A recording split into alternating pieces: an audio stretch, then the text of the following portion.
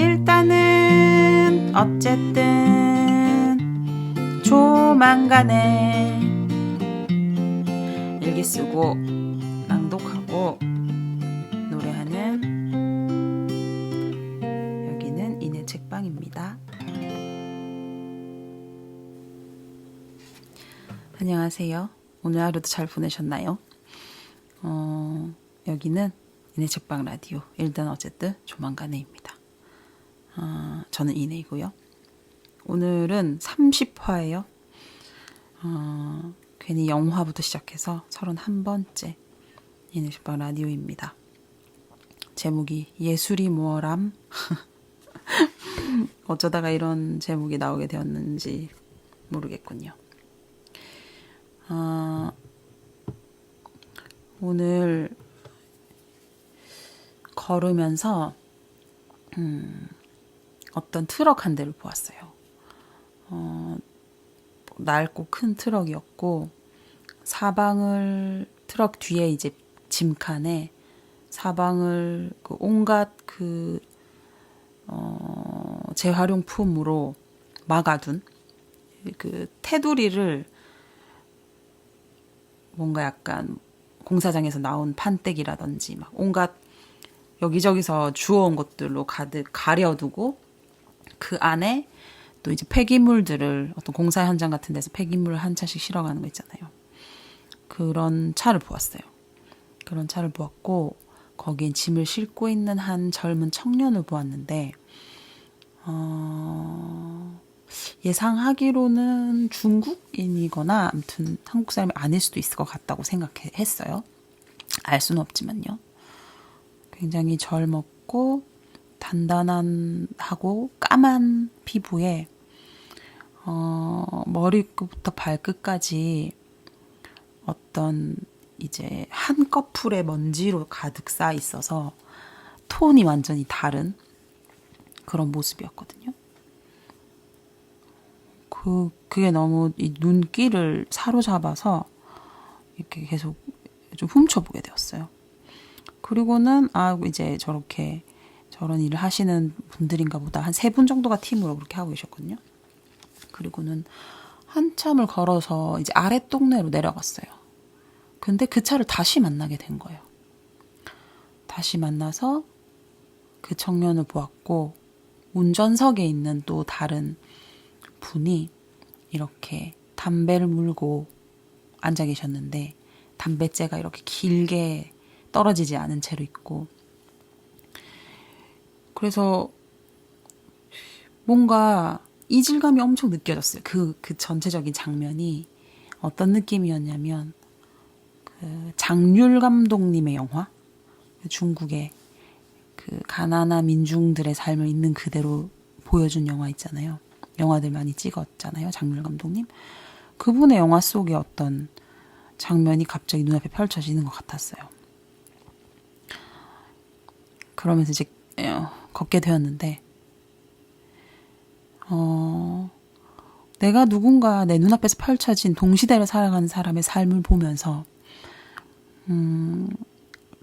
영화 속의 어떤 것으로 떠올리는 것 그것에 대한 약간의 부끄러움 아니면 아무튼 좀 이상한 생각에 사로잡혔어요. 저는 항상 이제 삶을 바라보면서 그 삶에 뛰어들지 못하고 그냥 이렇게 관찰하고 구경하고 생각하는 사람에 머물러 있다는 자괴감이랄까 뭐랄까 아무튼 한계랄까 그런 거를 항상 느끼고 살아가고 있는데 오늘 같은 장면은 그런 걸 다시 생각하게 해주는 것 같아요. 그래서 너는 무엇을 할 거냐, 삶 속에 뛰어들어서 너는 무엇을 할 거냐라고 되물어 온다면 모르겠어요. 이미 어떤 것도 선택하지 않고 그냥 이렇게 살고 있는데 굉장히 이질적인 장면을 보았네요. 하지만 그게 또 전 세계를 놓고 봤을 때는 너무나 보편적인 인간 삶의 모습일 텐데 그냥 그렇게 차이라고만 생각하고 넘길 수 있을까요? 몰라요. 결론 없는 그런 생각이었어요. 그래서 예술이 뭐람이라는 제목은 그것 때문에 나온 건 아니고요. 제가 오늘 어쨌든 낭독에서 안드레이 타르코프스키 감독의 봉인된 시간이라는 책에서 한 부분을 읽을 건데, 아리송한 어떻게 한 사람이 예술이라는 것을 그렇게 소중하게 거의 신앙처럼 여기고 실현하기 위해서 간절히 애를 쓰고 그렇게 글로 남기고 영화를 찍고 그랬을까, 뭐 그런 생각이 들기도 하고요. 요즘은 또 아무도 안 보지 않을까요? 뭐 90년대인가? 뭐 그때만 해도 90년대, 2000년대만 해도 한 무리의 사람들은 대단하다 하고 회자되고 막 쫓아가고 그랬을 텐데, 지금도 그런 사람이 있을 수도 있고요. 몰라요. 아무튼 제가 너무너무 좋아했던 친구가 안드레이 타르코프스키를 너무 좋아해서 팔에 문신까지 했어요. 그 이름으로. 그리고 그 친구가 이 책을 좋아해서 저도 읽게 되었고요. 오늘 또 조만간의 노래에서는 루시드 폴의 새를 또 커버해서 불렀는데 추억여행인가? 그 한참 싸이 많이 하던 시절에 이 노래를 그 친구가 이제 선물해 줬었거든요. 그래서 그런 이런저런 생각들에 나서 한번 불러보았습니다. 네. 예술은 무엇일까요? 어쨌든 낭독. 오늘은 러시아의 영화 감독 안드레이 타르코프스키의 봉인된 시간이라는 책의 한 부분을 읽어보려고 합니다. 안드레이 타르코프스키 감독이 가지고 있는 영화 예술의 미학과 시학이라는 부제가 달려있어요. 뭐 어떤 것일지 한번 저도 오랜만에 읽으면서 생각해 보기로 합니다. 이상을 향한 동경으로서의 예술이라는 챕터의 어떤 부분을 한번 읽어볼게요. 52페이지입니다. 아름다운 것은 진실을 추구하지 않는 사람의 눈에는 감춰진 채로 보이지 않는 법이다.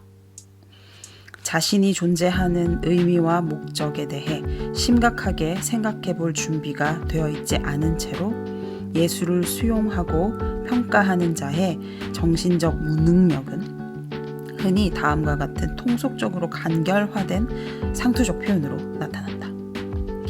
마음에 들지 않아. 재미없군. 이것은 강렬한 추론이긴 하지만 무지개를 묘사하려 하는 장님의 추론에 비유될 수 있을 것이다.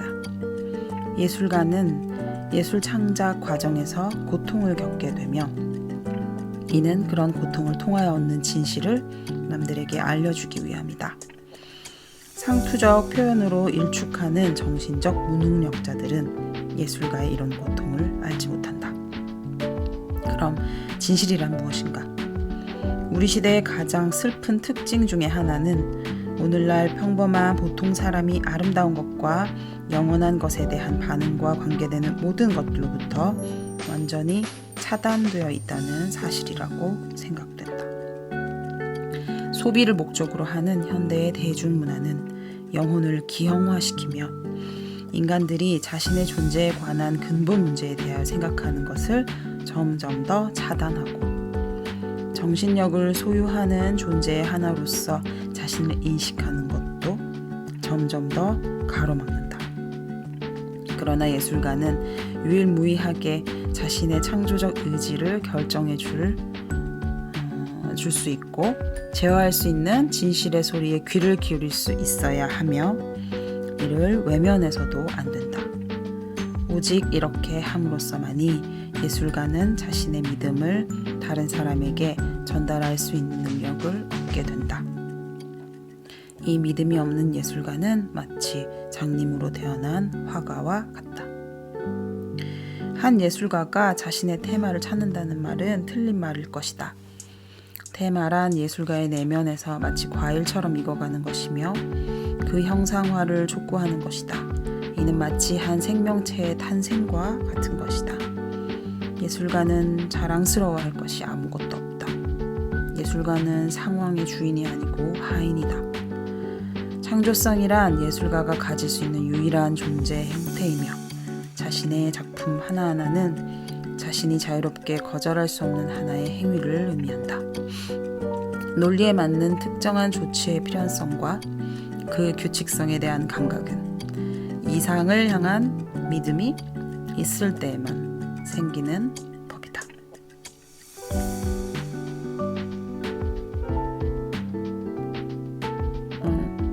뭔가 무슨 말인지 잘 모르겠어. 잠깐 멈췄는데 좀 약간 띄우고 또 읽어볼게요. 흔히들 가정하는 것과는 달리 예술의 기능적 규명은 사고를 촉발시킨다든가 이념을 전달한다든가 혹은 하나의 사례 구실을 하는 데 있지 않다. 아니, 예술의 목적은 인간이 자신의 죽음에 대하여 의연히 준비하게 하고 인간이 죽음을 자신의 가장 깊숙한 내면에서 만날 수 있게 해주는 데 있다.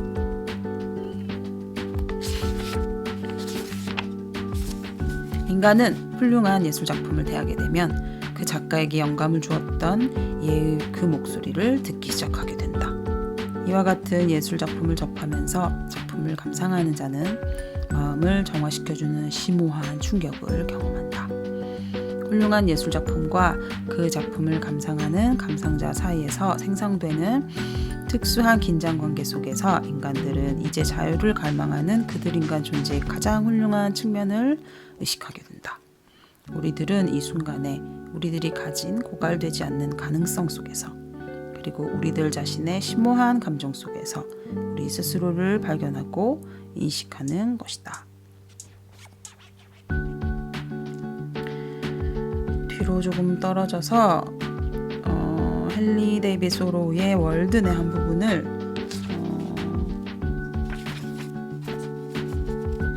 인용하고 있어요. 그 부분 읽어볼게요. 위대한 작가들의 작품들은 아직도 인류에 의해 읽혀지지 않았다. 오직 위대한 작가들만이 그 작품들을 읽을 수 있다. 그러나 대중들은 마치 별자리를 읽어내듯이 이런 작품들을 읽는다. 천문학자들처럼이 아니고 점성술사들처럼. 우리들은 대다수의 사람들에게 계산하는 법을 가르치는 것이 마치 협잡을 당하지 않고 지출을 자세히 조사할 수 있기 위함인 양 읽는 것도 단지 편리함을 위해서 가르치고 있다. 그러나 이들은 고귀한 정신적 연습으로서의 독서에 관해서는 거의 아무것도 모른다.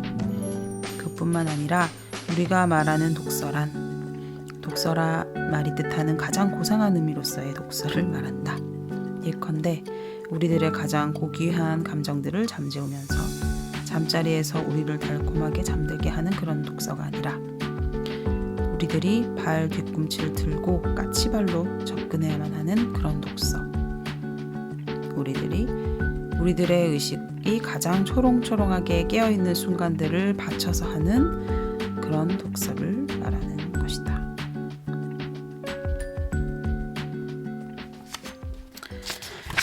네. 뒤로도 뭔가 이어지는데요. 길게 이어지는데요. 어떻게 이렇게 자기 예술관을 이렇게 분명하고도 길게 할 수 있을까요? 그리고 그걸 바탕으로 작품을 만들어낼 수 있었을까요? 이거를 이렇게 복잡하고 어려운 책을 어렵다고 하긴 좀 그런데 아무튼 이런 거를 20대 때 막 읽고서는 좋아했네요. 무슨 말인지 알고 좋아했을까요? 다시 한번 차근차근 읽어봐야겠다는 생각을 합니다. 제가 이 어쨌든 낭독을 하면서 예전에 읽었던 책들을 다시 꺼내서 이거 다시 봐야겠네? 라고 생각한 책들이 너무 많아서 지금 책상에 책으로 다 둘러싸여 있어요. 읽지 않고 읽어야겠네 하면서 하나씩 이제 책꽂이에서 꽂아서 책상으로 갖다 놓은 것들이 계속 쌓여가지고 칸막이를 이루고 있습니다. 네, 오늘 어쨌든 낭독은 뭔가 이상하게 뭐 확실히 어떤 부분을 정해놓고 시작한 게 아니어가지고 뭘 한 건지 잘 모르겠네요. 제가 딱 펼쳐서 읽기 시작한 부분은 어제 황현산 선생님 그 글과 뭔가 연결이 되는 것 같아서 그래서 네, 읽기 시작했었거든요. 신기하네 이렇게 하면서 읽기 시작했는데 읽다 보니까는 무엇이 이게 어렵네 하면서 어쨌든 예술을 뭐 그렇게 거창하거나 대단하거나 그렇게 생각하진 않는데 아까 읽었던 것 중에 예술의 목적은 인간이 자신의 죽음에 대하여 의연히 준비하게 하고 인간이 죽음을 자신의 가장 깊숙한 내면에서 만날 수 있게 해주는 데 있다. 이 말이 네. 그런 것일까요? 조만간의 노래.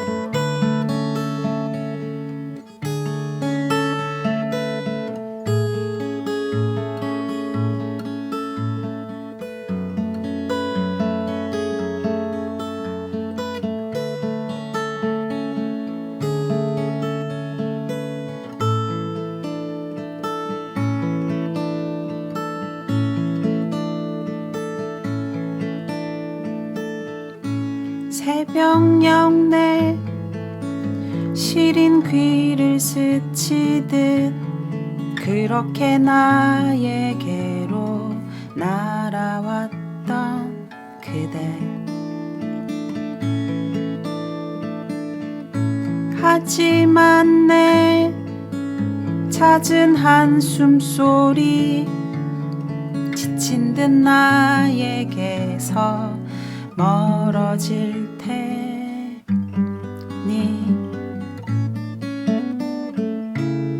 난 단지 약했을 뿐 널 멀리 하려 했던 건 아니었는데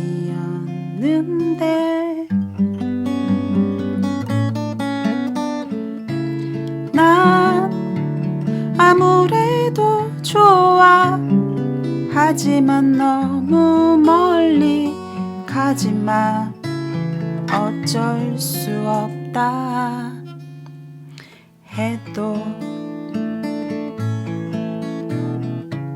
난 단지 약했을 뿐 널 멀리 하려 했던 건 아니었는데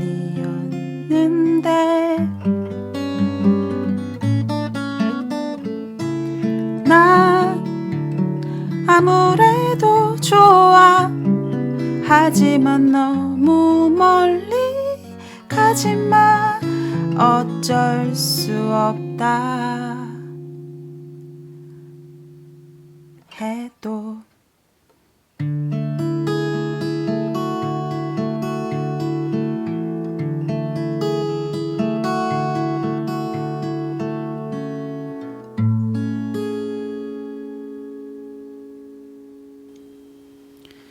오늘 일의 직방 라디오는 여기까지입니다. 오늘 사진에 사용된 건 오늘 찍은 건데 이제 처음으로 샌들을 꺼냈습니다. 네, 그 샌들 제 예전에는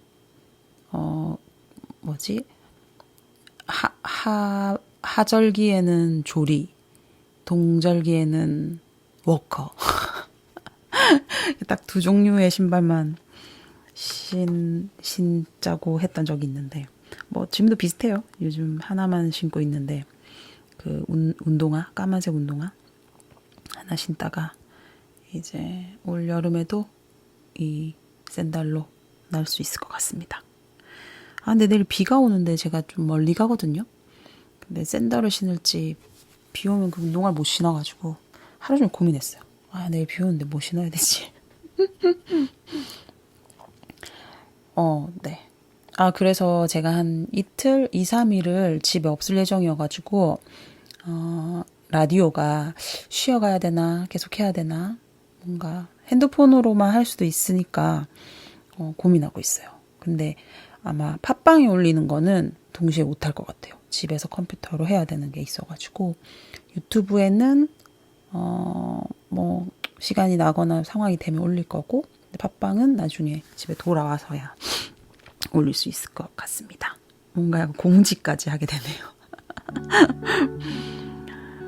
네, 점점 늦어져가지고 제가 원래 이제 10시, 11시 되기 전에 다 완성해서 올렸었는데 지금 이제 12시 넘겨서 이런 걸 하고 있으니까 뭔가 톤이 바뀌는 것 같아서 그렇네요. 네. 이것도 나고 저것도 난데 뭐 어쩌겠어요. 네. 점점 더 당당해지고 있어.